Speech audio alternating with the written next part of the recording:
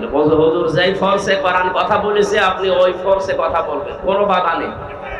56,000 বর্গ মাইল উন্মুক্ত, কোন জায়গায় যদি কেউ বাধা দেয় আর কোনো অনুমতি নেওয়া লাগবে না, তো তার নাম ঠিকানা বাবার নাম এগুলো দেবেন, ওর ঠ্যাং ভেঙে ফেলবেন। আমি বললাম স্যার আপনি এতদিন ছিলেন?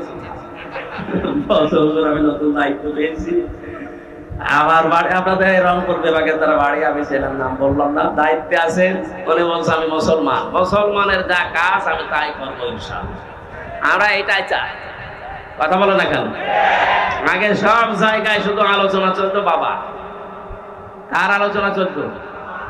আমি যে এই বাংলাদেশের 36টা জেলায় কথা বলতে পারতাম না, এটাও নাকি ওনার বাবার স্বপ্ন ছিল।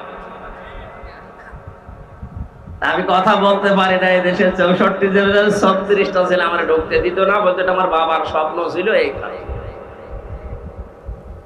দেখ স্বপ্ন দোষ